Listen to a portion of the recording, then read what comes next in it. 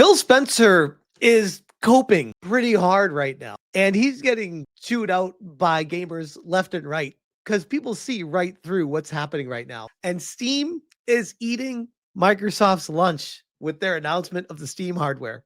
And the first thing Phil Spencer does is quote tweets to congratulate them and be like, oh, this is great. This is so amazing for the gaming community. He says, gaming moves forward when players and developers have more ways to play and create, especially across open platforms. Expanding access across PC, console, and handheld devices reflects a future built on choice. By the way, Phil, you lost me, bro. This guy used to at least pretend to be a gamer. This is all corpo jargon, corpo speak. Like what even is this? Stop it. Stop it.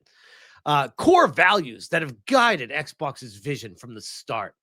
As one of the largest publishers on Steam, we welcome new options for players to access games everywhere. Way to make it about yourself, Phil. Because you couldn't do this, so you just got to try to make it about yourself. Congrats on today's announcement.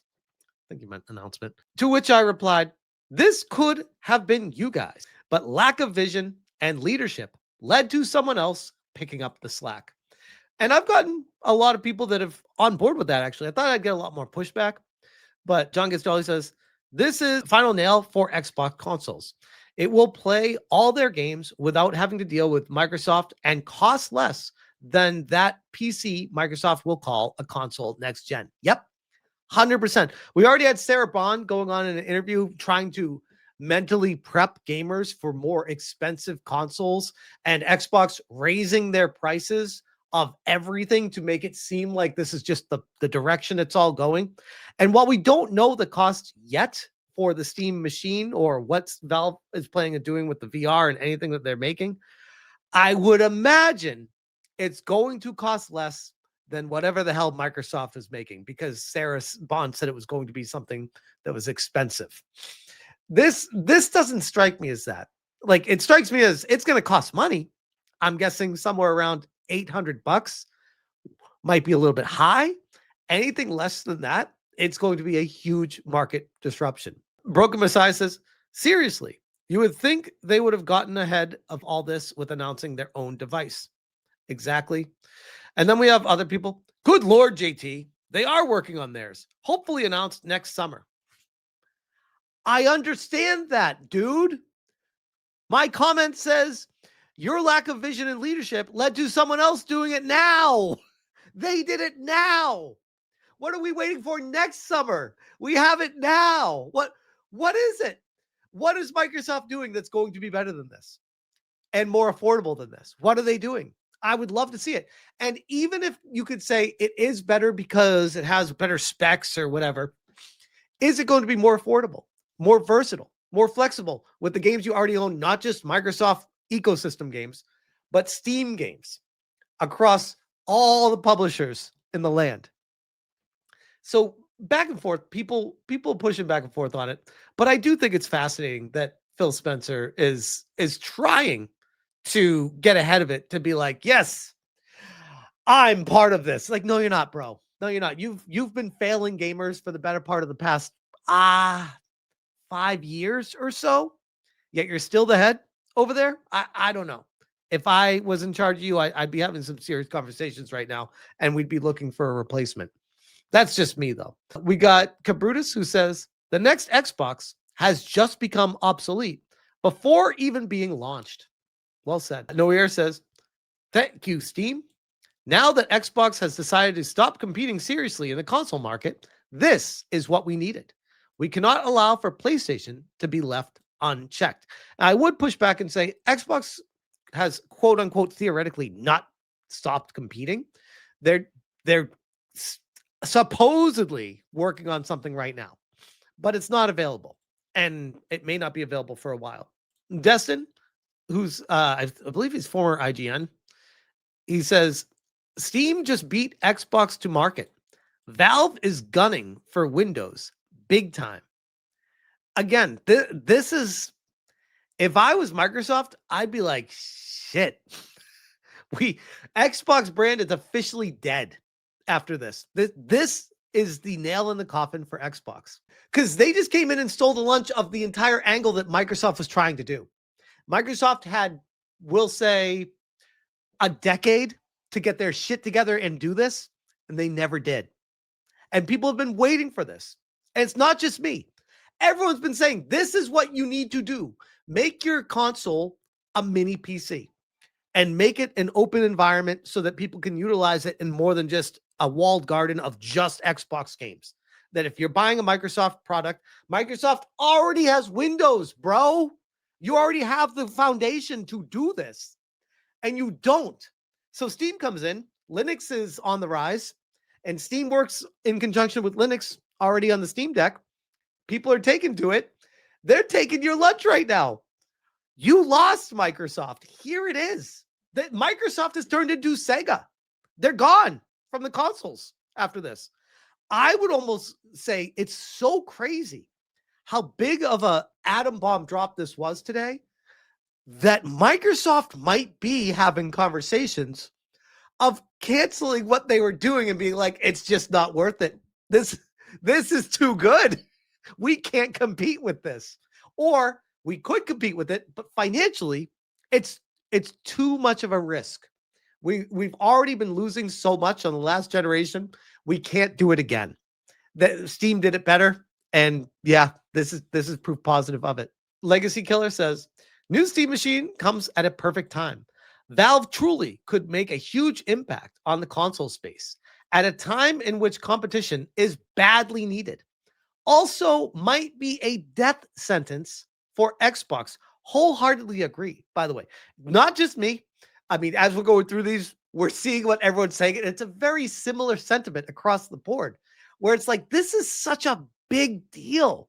This is a nuke dropped by Valve today with what they were doing with the Steam machine. Timing also is interesting, with Half-Life 3 allegedly being announced soon. Think about that too, by the way. Imagine if they time this to launch with Half-Life 3 and have Half-Life 3 be like the flagship game for this. Like, obviously you can play it on everything else, but like the marketing buzz and getting people excited about being able to play it on their console, on their TV in their living room. Like this is all, it's all coming together right now. And as far as the Steam machine or the Gabe Cube is concerned, Sammy says, someone explain this to me like I'm 5 years old, please. Is this weaker as stronger or stronger than, say, PS5, Xbox Series X? As far as my research with everything I've looked into with the specs of this Steam machine, is it's not as powerful as a PlayStation 5 or an Xbox Series X, but it's more powerful than an Xbox Series S and a PS4. I've seen people kind of put it in the same area as like a PS4 Pro type thing, maybe a little bit better than that, but right around that area. Not necessarily terrible. Again, depends on what the price is for this. And as far as my own interest for this, I don't think I'm going to be in the market for it personally, because I have already bought a mini PC that can do all of this and do all of this better. This is what I purchased. Let me bring it up. It's not available anymore because they sold out of them, but it's a mini gaming PC, GeForce RTX 4060, 8 gig GDD R6 desktop computer, i9, 32 gigs DDR5 RAM, 1 terabyte PCIe. This is my portable computer that I take whenever I'm traveling to conventions and live streaming from hotel rooms and stuff. This thing is a fucking beast. I'm like blown away by how much it can do, and it's the size of like my hands together like this. It's tiny. It fits in a carry-on suitcase. It's amazing, with portable screen monitors and stuff like that. Can fit it all, the keyboard and everything, into a portable, into a carry-on suitcase, then go over your head in an airplane. It's tiny. It's amazing. And when I brought up ChatGPT to ask a side-by-side comparison of the two. And keep in mind, when I bought that, it was regular price $1,400. I got it on sale, I believe, for $1,200 with the $200 coupon. It was a great deal for what it was. And that was like 6 months, 5 or 6 months ago when I bought it. And it's expensive, but it's a very powerful computer and can do everything I need it to do. And I said, give me a side-by-side comparison and give me a check mark to which one is better in each line of the table. And I gave all the specs for the mini gaming PC compared to the specs for the Steam machine. And it goes through each line and it says winner, mini gaming PC. This is the gaming PC that I was showing you guys. Storage options, basically a tie, and then everything's mini gaming PC. So this is why personally I'm not in the market for the Steam machine, because I already spent more money on something for my own personal uses for streaming and for my YouTube channel, where I'm like, I don't need that. The only reason I would get it would be if like there was a reason to have it constantly set up in my living room, which currently there's not, because I play all my games on my PC or my Steam Deck or my travel mini PC. But I can see a case being made, especially like I said, if the cost is under $800 and the lower it gets, the more people are going to be interested in it. I could see it being, if it's $500 directly competing with the PS5, or cheaper now because they raised the price of that. That's gonna steal a lot of thunder, especially with the Sony games going on to Steam after a period of time, and day one Microsoft games being available on PC. It's like, why would you buy one of these other consoles? It makes sense. But for me personally, I'm like, I already have something better than it. But for most people, they don't. So I think for everyone else, I think there's a buying proposition to be made for it, especially if you just want a banger console in your living room to be able to connect a bunch of controllers to and play with the family and stuff like that. I could see a case being made for it. But yeah, we'll see. It depends on what they charge for it.